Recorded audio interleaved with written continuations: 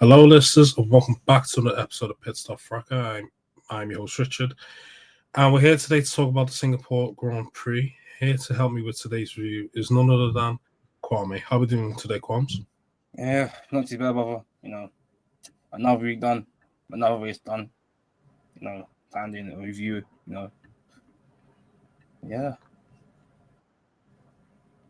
Yes, sir. I'm sorry for energy, man, but the race gave me nothing, so I'm giving nothing back in it. So apologies if I'm quite mundane, if I'm quite, just quiet, but yeah. Yeah, bro. I think I've got the new 25 plate COVID, bro. So that's why I sound raspy as hell, bro. Like I'm from New York or something. It's crazy, bro. But yeah, let's fucking let's kick on with proceedings then. So Quali. It's quite a dead affair, to be honest with you. There was no like big surprise Q1 or Q2 exits. Only maybe, in my opinion, we'll get to your opinion soon. Yeah, we'll get to your opinion, but don't worry. But yeah, the only maybe big surprise, I guess, was George Russell, of course, getting a pole position. This is a circuit that has kind of plagued them in preceding years with, crashes in the race and practice sessions and blah blah blah. But yeah, he managed to put down a pretty good pole position lap, to be honest with you. And of course it was Max qualifying a second, and then the McLarens qualifying third and fifth. I think it was Antonelli. Yeah, Kimi came fourth. Yeah, so that's at least for the top five. So Kwame, I'm coming to you. Do you have any takeaways or highlights from Quali, and maybe anything to note of basically, at least in Q3, that no one really improved on their first run, to be honest with you? I found that interesting, in honesty, because George in particular, he had a very fast lap. Obviously that going to pole, but he had a big scare where in one of the corners he had his back wheel literally like touched the wall, like basically the wall, to a point that that should really truly right off the car, but somehow he got enough speed onto it that kind of just brushed him through. But I guess for me, like the pace from the Mercedes in particular, I guess was a big shock. A lot of people thought it'll be Max. A lot of people, I think we kind of expected and knew that the McLaren were gonna drop off in this in Singapore. It's not a simulation where it's a largest car. Where it suits Singapore, the car just doesn't suit Singapore, so they kind of it's going to be a bit of a tough. But I think the main thing was Red Bull looking faster. A lot of people expecting Max, but George pulled out the bag with a very good lap. So fair play to him, about 2 tenths ahead of Max, and pretty much did on again in the first stint as well in Q3. So fair play to him. Fair play to Russell. Merck did look quick over Quali, at least anyway, with Antonelli doing a good job in qualifying in P4. But Max, with Red Bull, if the Red Bull looks good, it's basically just Max looking good. Because, for example, Yuki, he qualified P13? And you've still got stuff in him because you like the mid. Yeah, you've still got stuff in him. Yeah, I know you, bro. Come on now. No, yeah, I still got stuff, man. I said when a GC, man, and when I have stock in the driver, I'm not selling, man. So I'm doing it till the wheels fall off, and I don't care, in the sense of he's thinking, Lewis is still thinking, cool, that's okay. I take the backlash, I take the banter, man, and on to the next driver. But I think it's kind of business as usual after that. The Ferraris again were kind of the best of the rest, and then you had Hadger there, and then Behrman and Alonso. So. Yeah, man, I suppose it's one of them things, where Mick, being a bit track dependent and stuff like that. But yeah, man, it's just one of them. So cool. Let's move on to the race start. So the race start was quite eventful. I think it was pole on the left-hand side of the track. I think maybe I'm getting it wrong. Can't remember now. But yeah, basically everyone on the left was kind of like fucked over, basically. So the right side seemed a bit cleaner, to be honest with you. So in terms of getaways and stuff like that. But the biggest controversy. Well, of course, the two title protagonists, if you will, end up touching in Norris and Piastri as well. And also Maxime got touched a bit as also. But George, he had a great start. He literally went for it. Literally said, I didn't get involved in no shenanigans and all stuff like that. But Qualms, in terms of the race start, is there anyone you want to highlight in terms of who did well or who did badly? I think he did well. I think Russell, in particular, again. When you're on P1, you've got to just get away from any potential drama, any potential crashes that could happen, and he just was just clean, essentially, and he just got away into lead, and that's all you can do, really. I think the main thing that people are talking about is Norris and Verstappen and Piastri situation that happened between second, third, fourth, that palaver. I've already said my piece in the GCL. I don't think you know what, we've been asking a lot from Land this season. Like, we want to see more grit, we want to see more dog, we want to see more passion, and I feel like he showed that to me in the start.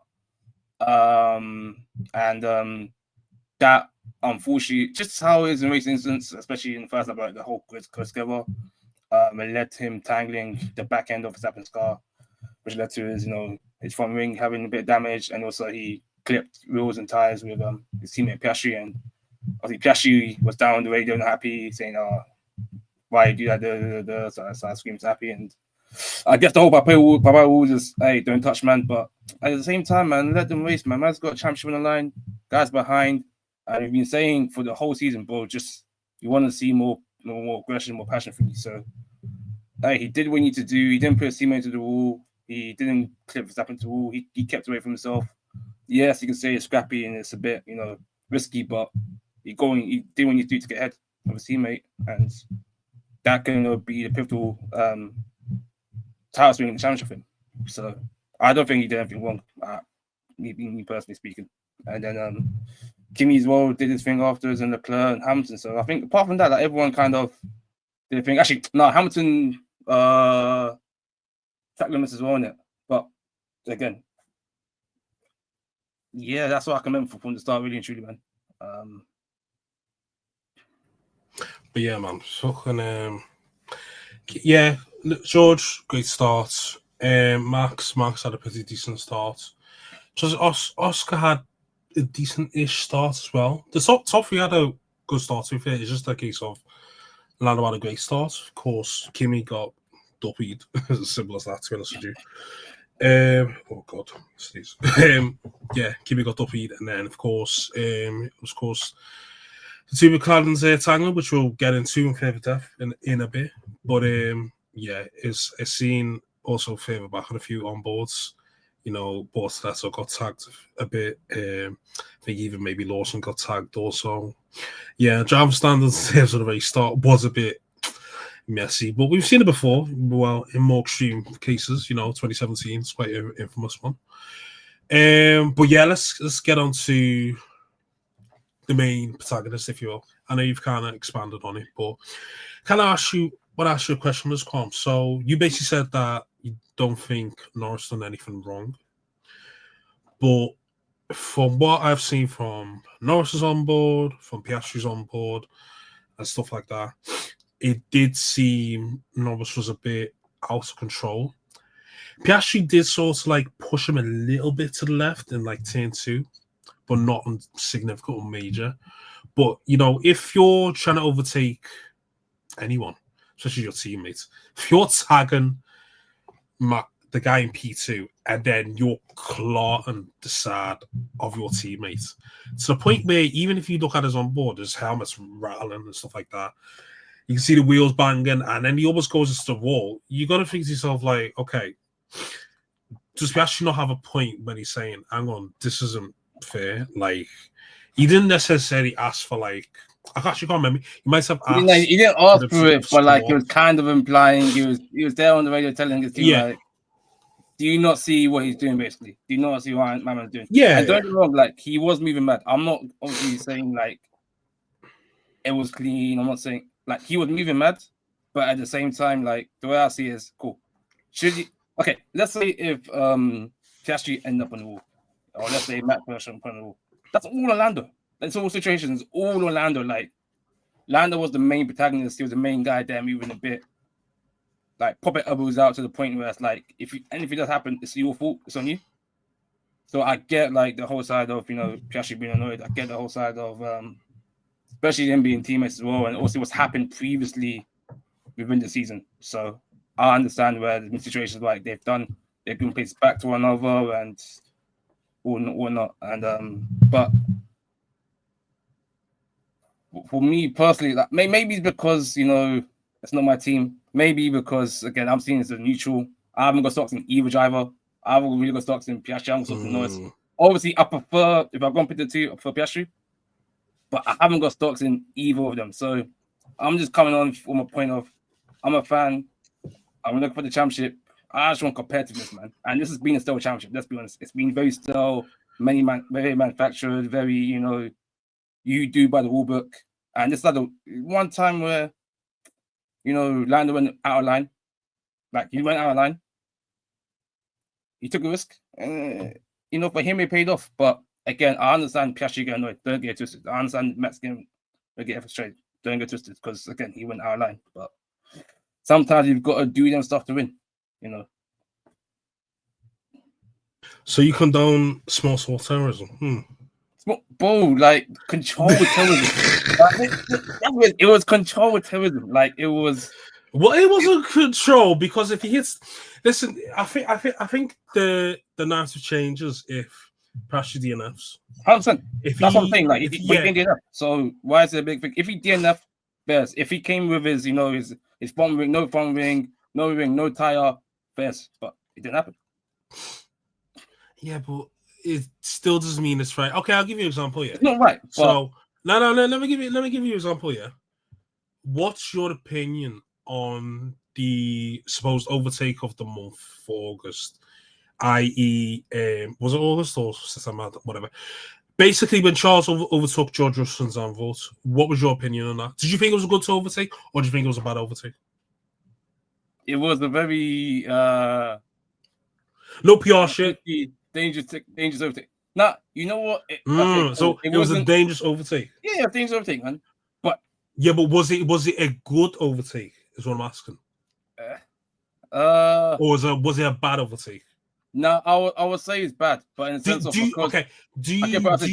you rate the overtake? Is what I'm saying. I didn't. That was a good overtake. That was a good move. That was messy. That was bad. Is what I'm trying to say. It was a bad overtake, man. But again, like Leclerc is not in a championship situation. I'll be like, okay, cool. I understand that. That makes sense. No. Forget about that caveat. Just the general thing. Did you rate the overtake?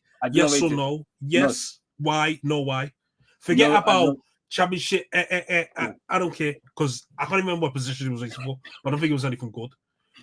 Did you rate the overtake? Yes or no? No, I did not rate the overtake. I did not rate it. Okay, why? Because in that situation there was no need for him to do it. Okay, so you thought it was because I don't want to put words in your mouth. Did you think it was reckless? Did you not rate it because there was contacts? Okay. Reckless, yeah. Not even the contact thing, but it's just reckless. Because he went off circuit? Mm-hmm. Okay, cool. I'm just trying to establish something. I do a lot of middleman things, so I understand you wanted to get my place in this.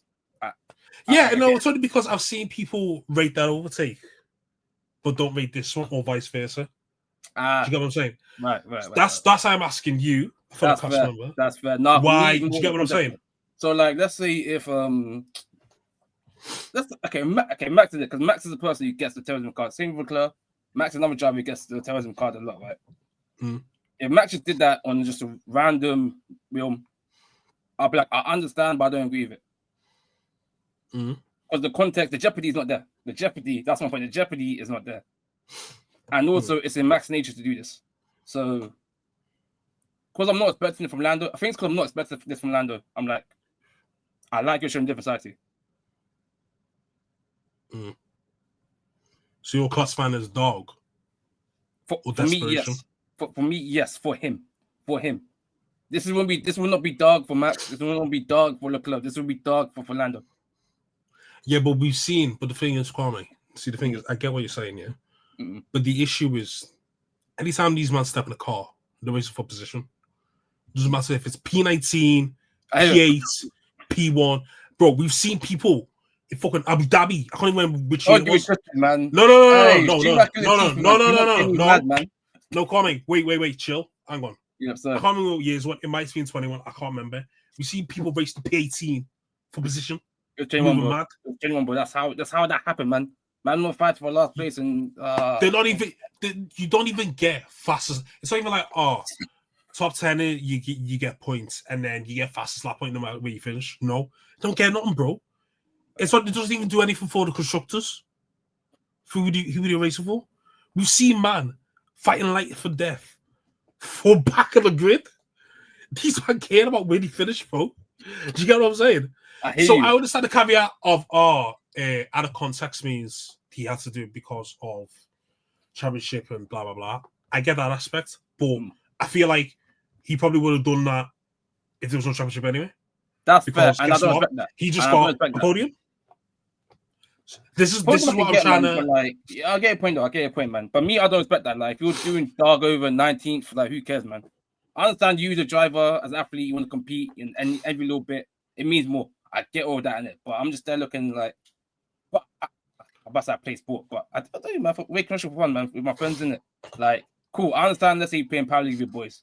Man might be slide tackling. Man might be doing, all this, but like, am I doing life and death? Like, well, if I go team sport, am I going to crash man for last place for over team sport?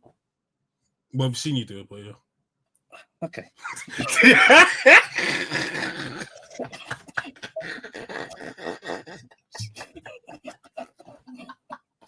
In different countries too.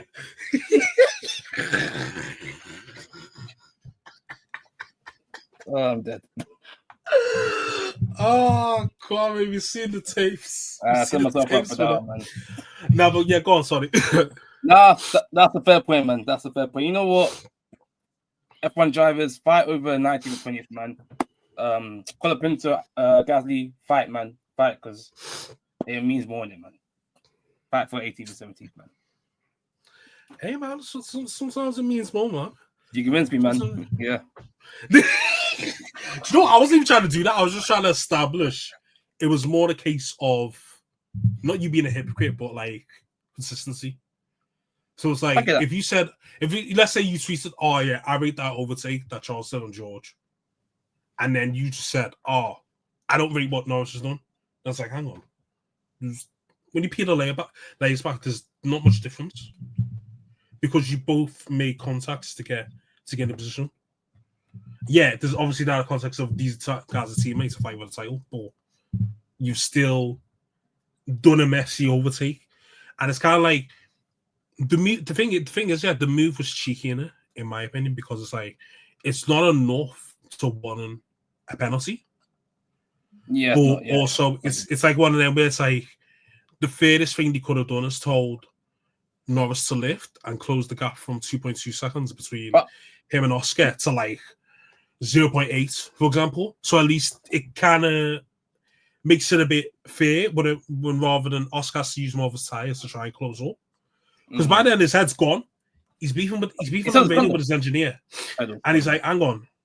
Because the thing is, he's being out of body. He's spilling meeting secrets. He's like, with Monza, he's like, oh, what you mean I've got to swap with Norris because he had a slow stop? You said pit stops. It is what it is in the meeting. We're like, oh, okay. Interesting. And again, he didn't say anything about meetings, but he's kind of saying like, hang on. You man been chatting papaya rules, all this shit. My teammates just clotted into me. He could have DNF'd me, by the way. And he might have been like, I don't want you guys to clash too heavy. And you said, nah, let it run. That's not fair. And the ironic thing is, not to fast forward into the race, Piastri, they asked Norris, right? Oh, what lap was it? Because I wrote it down. See, I write down key events of the race. That's 26. 26. Will Joseph asked, Will Joseph asked Norris if he wants Oscar to pit first, and then he gave some weird response where he said, "Yeah, but no." No. What like, happened was, okay. so Lando really said yeah, and then I think them ones were, you asked me like, "Are you cool?" Yeah. Actually, no, I'm not cool. So them ones were like, he said yes originally, and he realized actually, he actually meant, actually gonna pay that. Nah. Probably got flashback. Yeah. He said like, Monza, that ain't happening again, man, and yeah. So. No, he asked, Engine asked him, so this is another key thing as well. We'll get onto it in a sec. His Engine asked him, "Hey, Lando, Wagwan," basically, verbatim, he said Wagwan. And he said, "No, I don't want him to pit first. I would pit first." So he pits first, not Lando. Cool. 2.1. Then, the next lap, Oscar pits. Guess what happens? Slow start. 5.2. So his gap is went from, it was like 5 seconds behind Lando, whatever. And that was 9.3 when he comes out of the pits. It's basically, the podium's gone. Podium's gone. Head's gone. Slow stop. Podium's gone. Now, also, the other thing is, what I've mentioned before in previous pods, is that why are McLaren making the drivers decide what to do? This is the thing I don't get. If you think, okay, let's say, for example, Andrew Stella. Let's say, for example, in his opinion, he feels for the best of the team, Oscar should pit first, so that he's like basically covering off Leclerc and Norris should pit. Why is it that the engineers are giving the drivers the option of what they want to do when they're both going up against each other? It doesn't make any sense. It makes no sense. Am I moving mad? We've just seen Lando class his teammates. Oscar's complained. His engineers fed it back and be like, basically said, is in layman's terms, get on with it. And Oscar's like, okay, this is some fuck shit, whatever. Head's gone. Then Lando's engineers asking him, hey, what do you want to do? Do you want to pit first, or do your teammate want to pit first? Why is Lando in control of that situation, even though he's ahead?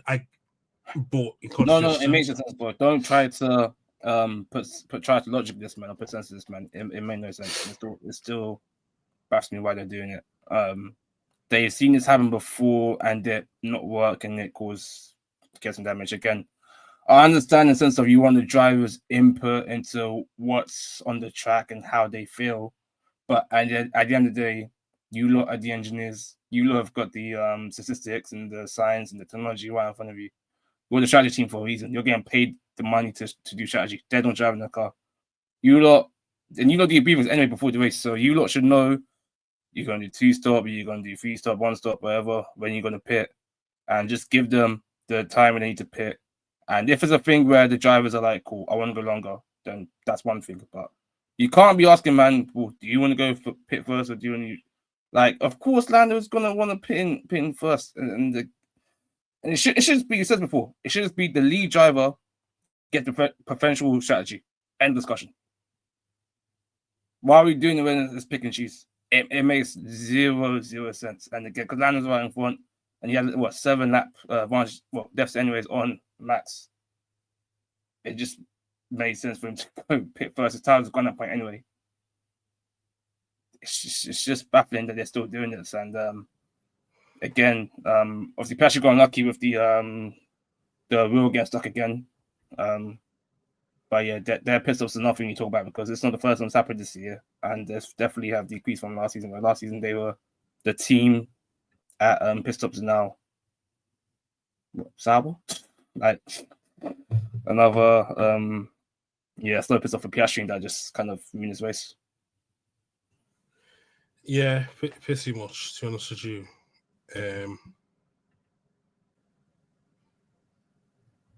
But yeah, that's my opinion on the plan situation anyway. But to be honest with you, yeah, I think for me, Piastri needs to just do his own thing now. Constructors are wrapped up. I think there's like 6 races left, basically. Piastri needs to do his own thing now. Don't listen to no team orders. Don't do none of that shit. Just literally your 20-odd points clear in championship. Bro, just bring title home. Just put yourself forward. If somehow, let's say, a mad thing, they sack him at the end of the season because he was ignoring team orders, then so be it. You can do CM Punk 2012, walk away with the WWE Championship at the end of the contract. Then so be it. Where to the clip, so be it, bro. You know what I'm saying? But it's just one of them things. Now it's like I didn't want to get into the whole McLaren the favourite and Lando sort of sitch, but I can't lie, bro. I've had enough. This guy's doing the because I'm on board. Man. I'm on board with the agenda. I'm sorry, I am. There's too much evidence, man. It's just too coincidental. Too much, bro. Like how many things need to happen for it to no longer be a coincidence?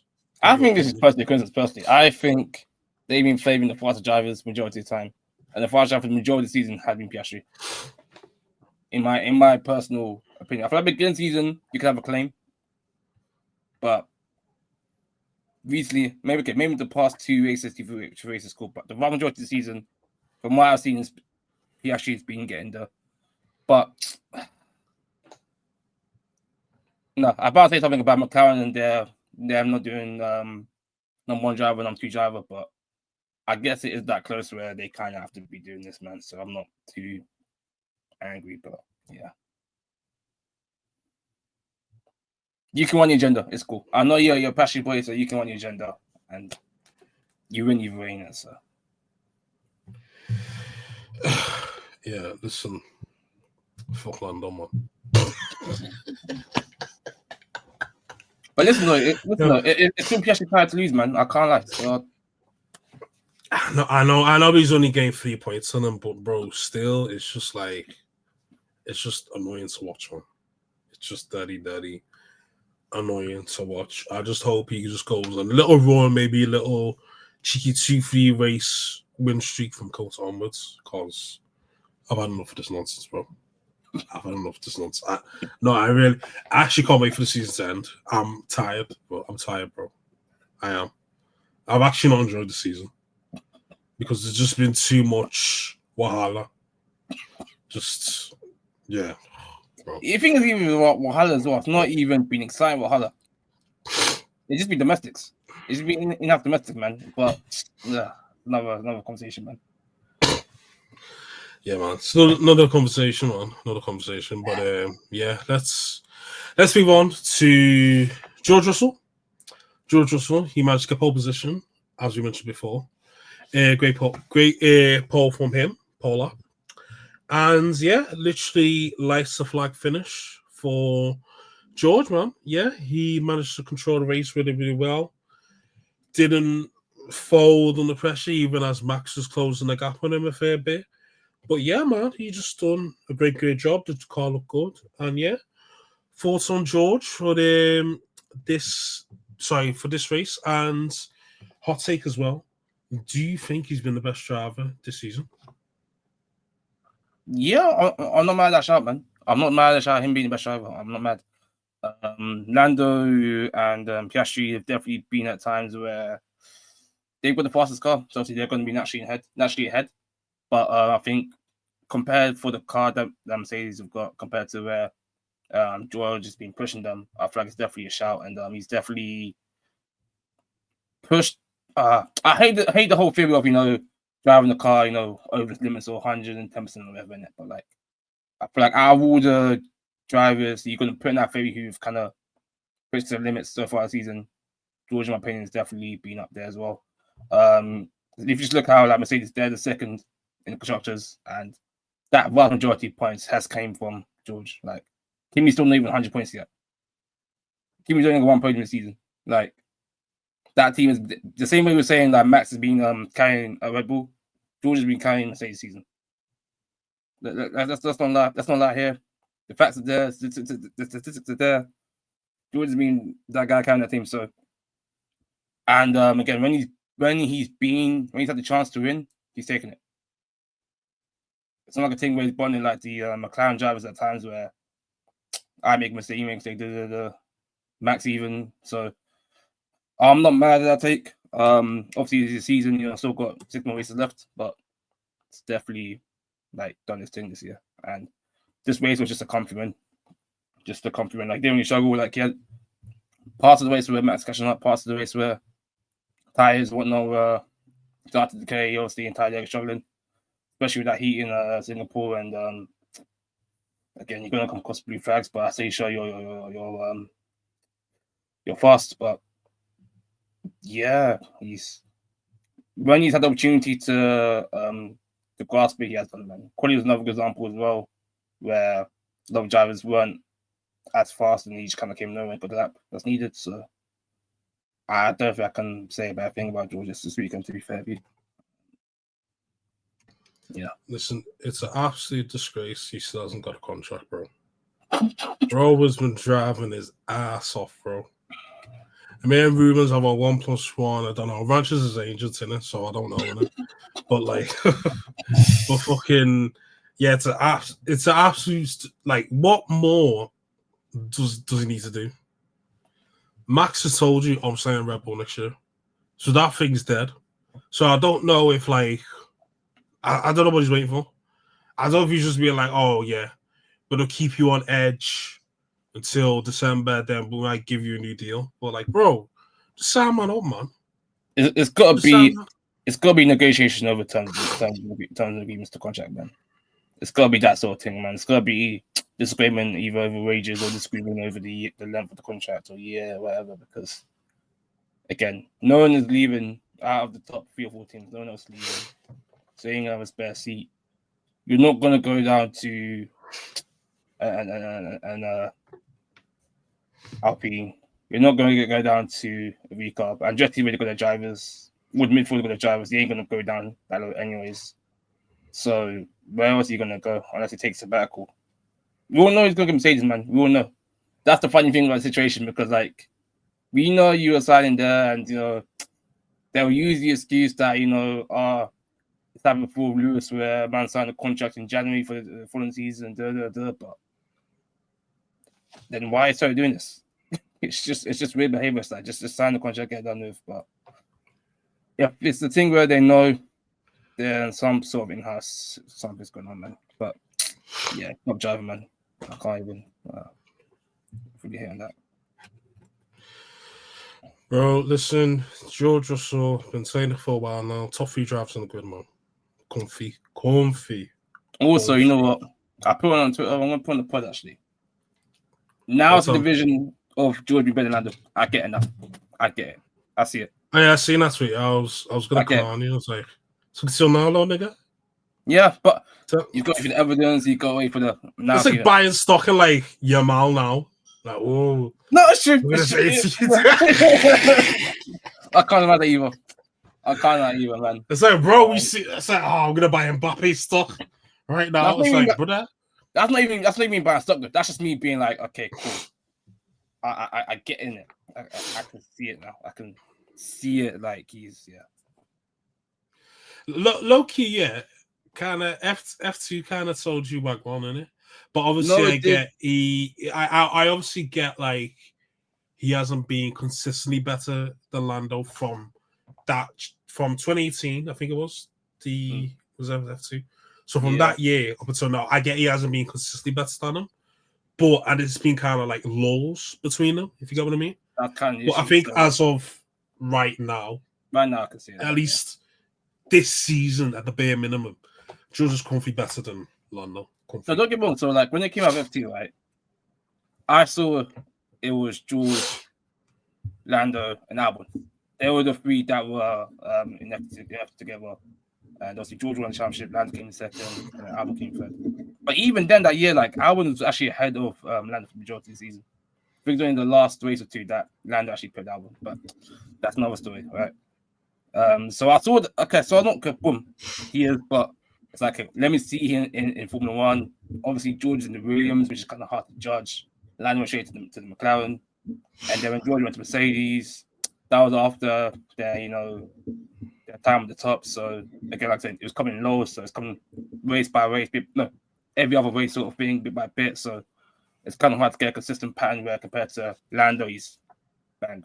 Like that car, that McLaren be consistent. So it's easier to compare and contrast and see the talent. But yeah, now I've seen the light.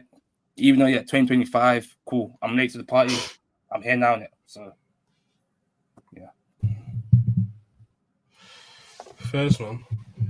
Yeah. George Russell. Yeah, I mean, we might have to discuss that in the season, man.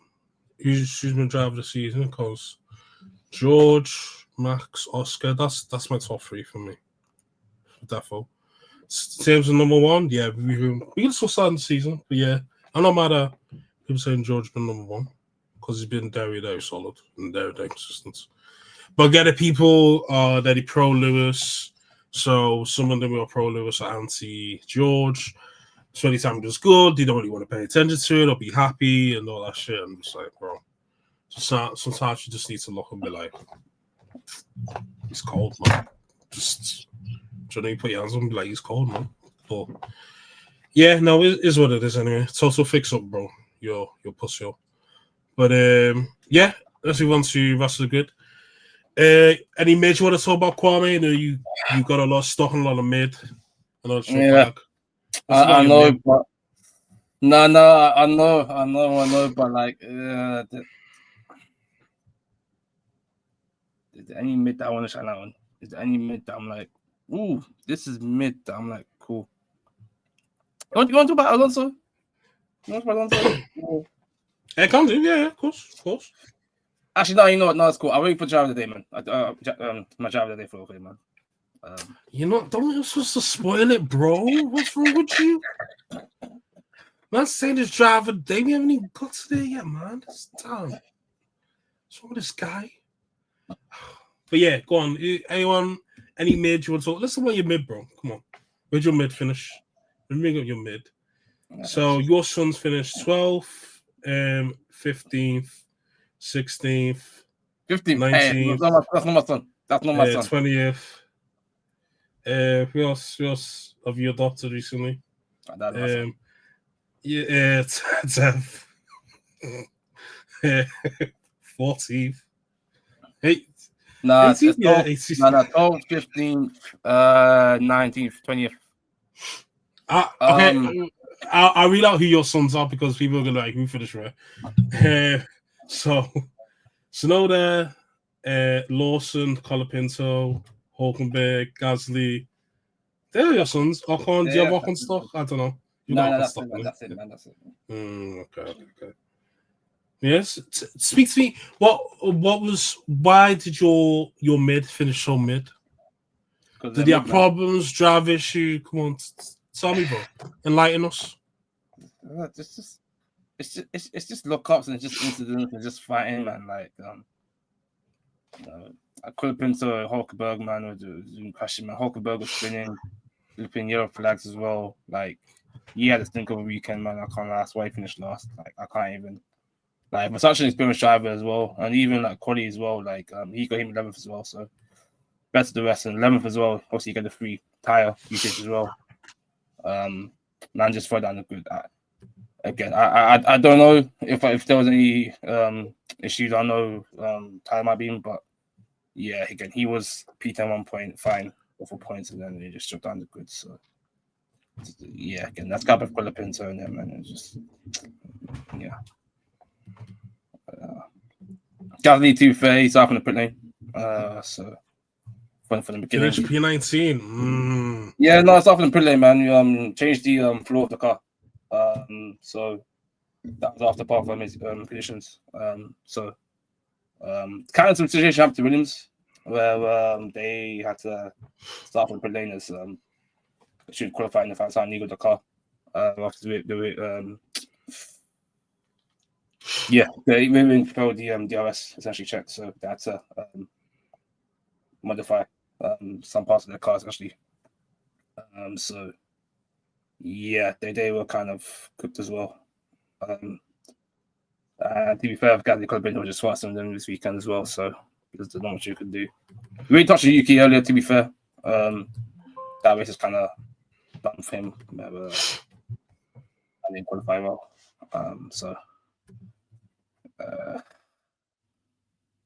Yeah, man, there's not much I can really say, man. And again, like 2 of them don't use Yuki and because we're trying to use soft tire thing as well, so they're kind of on the offset from the jump. So we have to pit first a bit earlier. That was good, man. So yeah, well, there's not much I can say, man. With the mid, people ask me what happened to drivers, man. I can't defend them, man. Just bad weekend. So yeah. Hello, man. But first, yeah, Red Bull, yeah, Max, P2. Sorry, yeah, P2, whatever race for him. Moaning about downshifts, that's per usual when he's struggling. I know his game. Yeah, McLaren spoke on them, yeah, 3rd and 4th.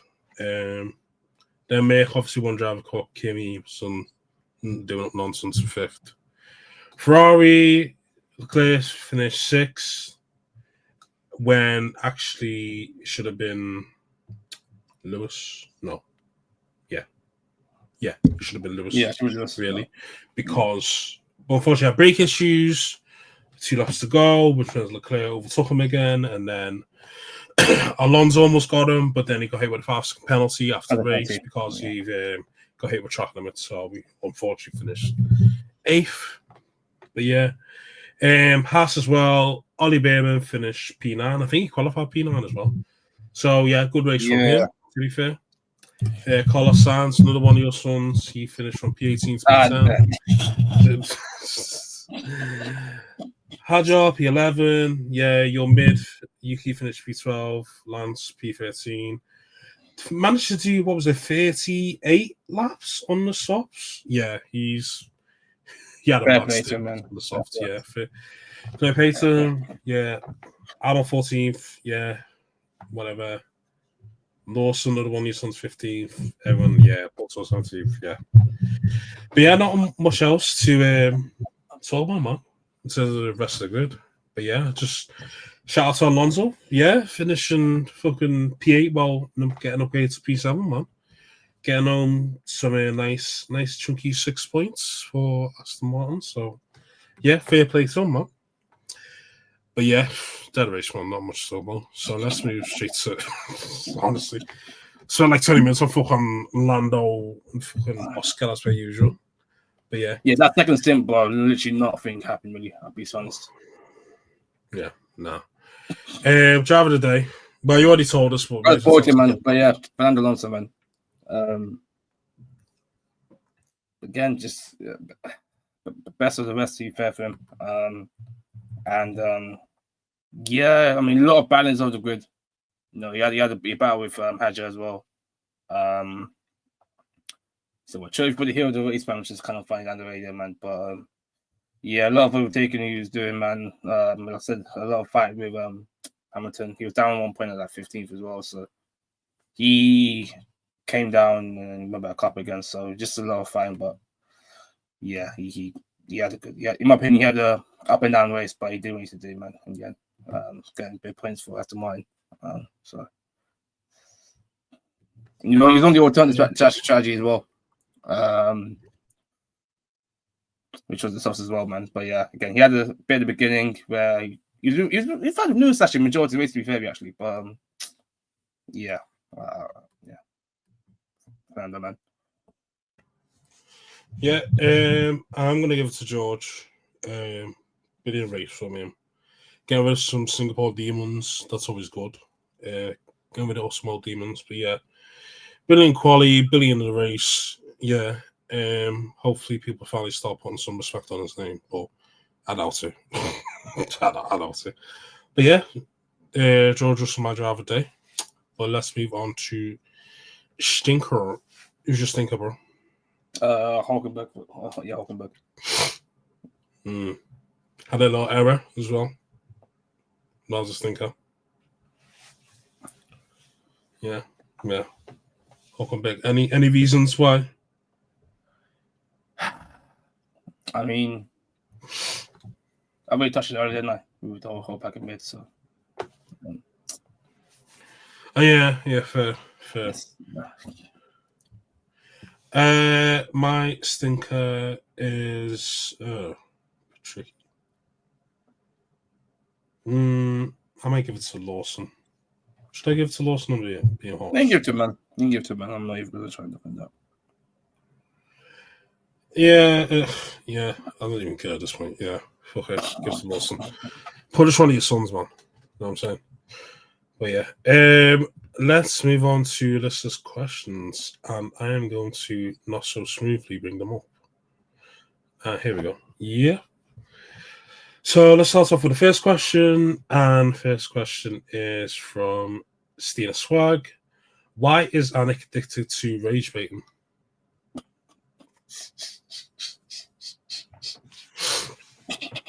Tell us, Kwame, why is he addicted to rage baiting, bro? You have to ask him, innit? You have to ask him. I mean, he's never available, so I don't know. Well, me personally, just watching Anik tweets on 24 hours crazy, in my opinion. I mean, should do better for your mental health, but just, I'll go easy, but I'm not going to sit on here. But yeah, man, it's just that's Anik, man. That's just Anik, man. That's what I say, man. Is he taking inspiration from you? I don't rage bait though. I don't rage bait. Okay, interesting. Let's move on to the next question from Psycho Relic, Big Up Lawrence. Do we think that F1 has peaked in terms of popularity and also innovation that yields entertainment on track? That's a good question, actually. That's a great question. I don't think it's peaked the popularity yet. Well, I don't think it's peaked. Don't get me wrong, I feel like so obviously we had the period after during COVID, after COVID, just surviving, you know, the big spike of fans that jumped onto the sport. And I feel like that part of that fan base of F1, if I'm gonna put it that way, has kind of hit its peak, but saying that would just, in my opinion, just be like a catalyst into the sport where that should help grow the fan base. I don't think we'll know the answer now, but we can look back here at like 5 or 10 years to see where F1 is then, and then we can compare that period to what it is 5, 10 years in the future, and then I think that we can make a judgment. And even then, like if you look back in time, like the 80s, the 90s, so Senna, Prost era, Schumacher era as well, Hamilton era as well, all popular eras of the sport. But I think there is a bit of a low right now, per se, to a certain degree. Especially this title championship is not as, I guess, I know a few people have talked to everyone who've kind of dropped down just because they don't find this race as exciting as previous years. But I feel like sports always come in motion and round back, swing back, up and down.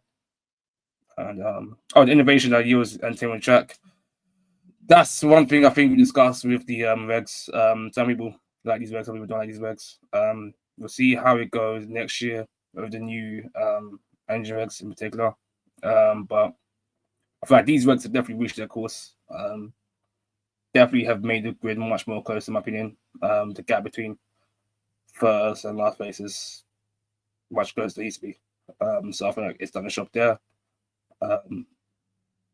But it gets to the point where the different teams and engines, different teams, they clock the regs, and then there's not much you can do from there. Another they kind of clock these ones, in my opinion. You know, in terms of the popularity thing, I think if you do it in terms of if you say since DTS, if you're doing the last 8 years, we'll have to see the numbers in terms of viewership, attendances, that sort of thing, even just buying merch sort of thing. I want to say it hasn't, to be fair. I want to say it's like kind of still growing, to be fair. But if we talk about at least maybe a peak season or peak period, you could say 2021 season, especially towards the end. We know that because of what happens. The promo for the Abu Dhabi race was crazy. To the point where, you know, as you know, we hosted a space on Twitter and we had like 3,000-4,000 people in there in the space.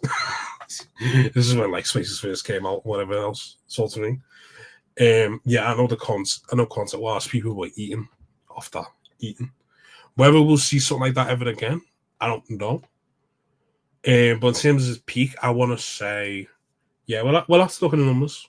We'll have to look at numbers because I want to kind of assume as well that since then, that maybe numbers have went down because not every season and not at least every race has been a banger.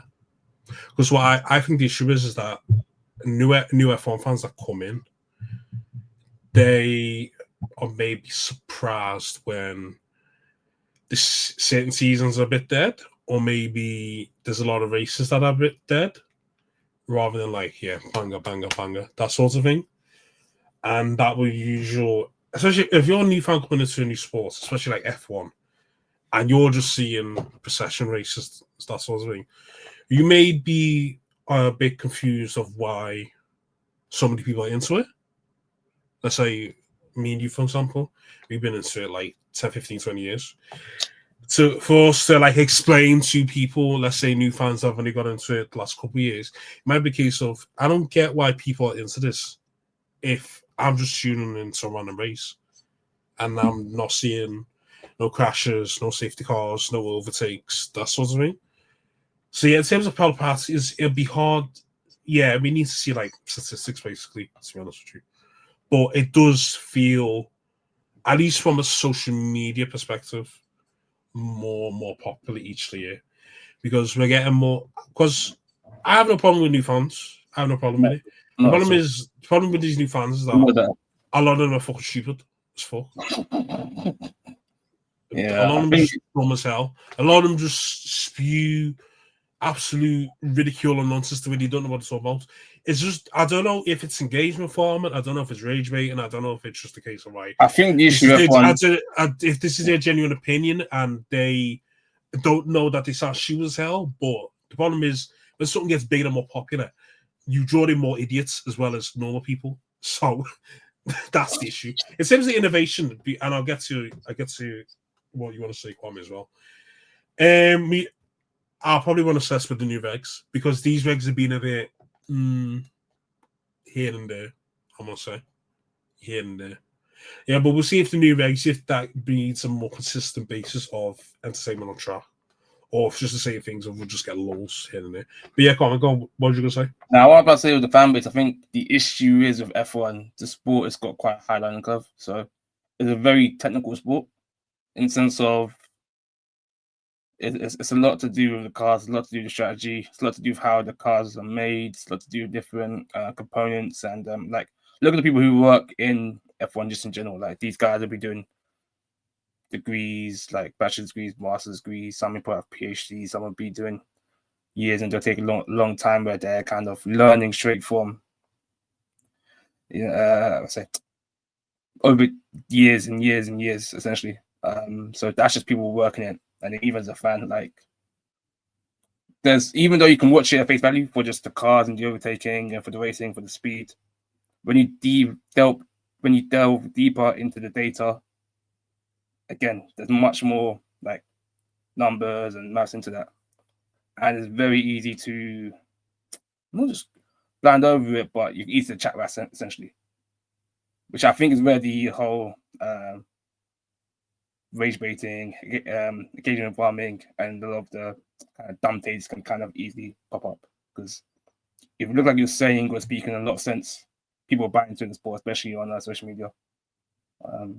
So that's what I'm about to say.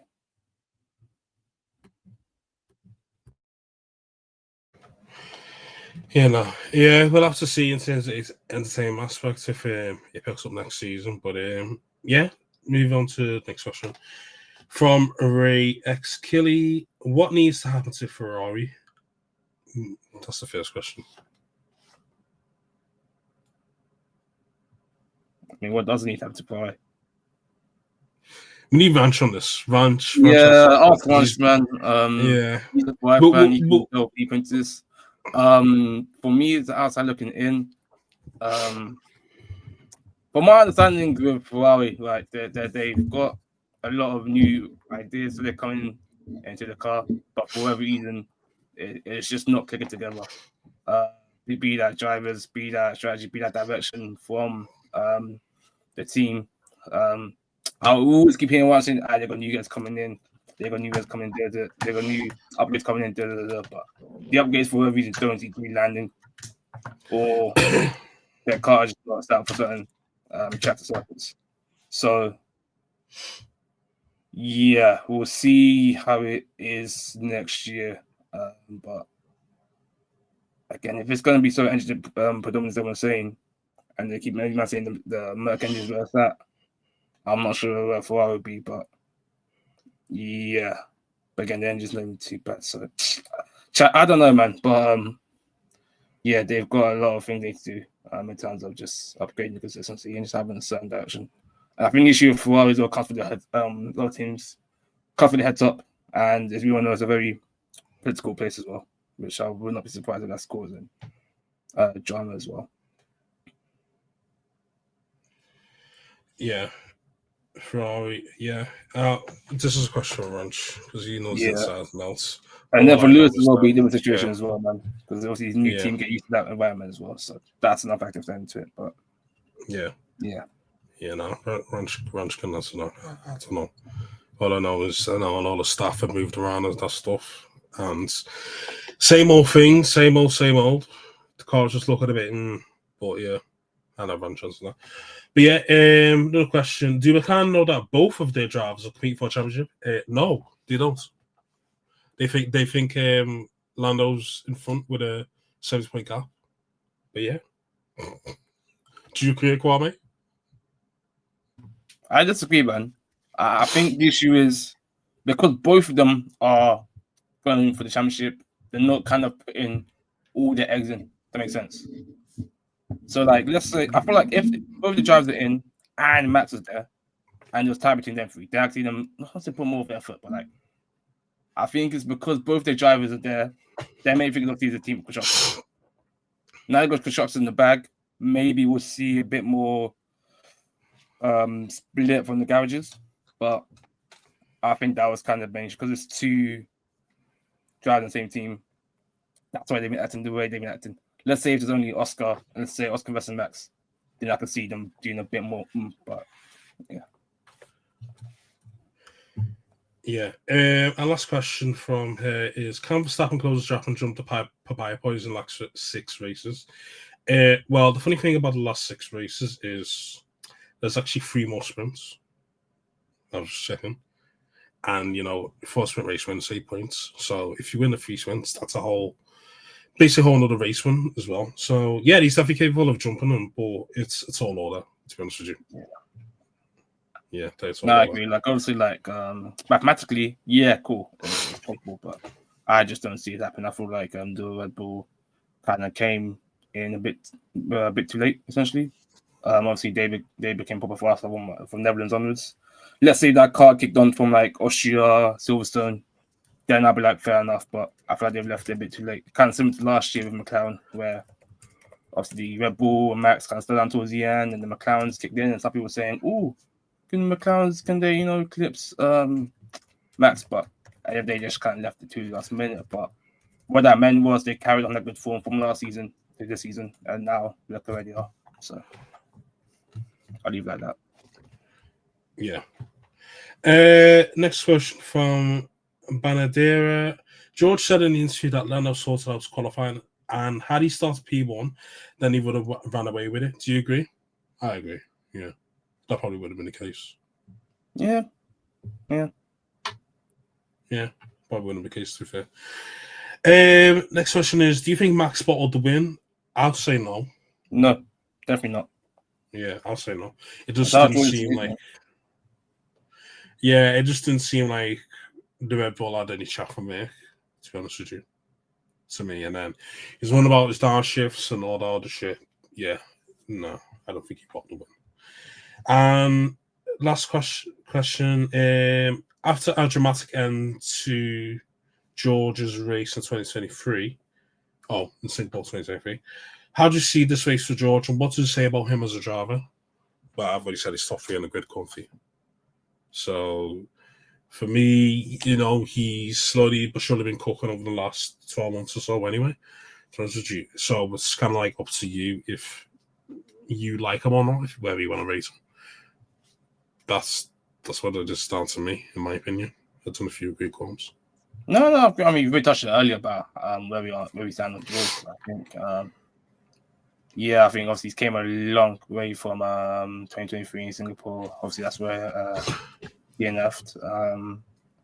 But I feel like he's kind of got leaps and bounds from there.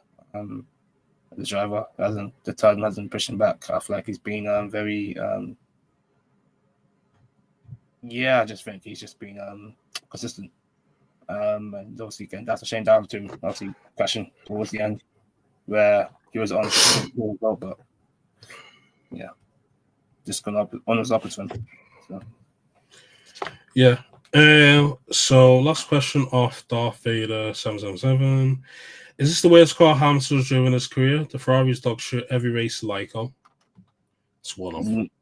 I wouldn't say it's the worst. I was thinking of probably the 09 McLaren. Yeah, probably up there.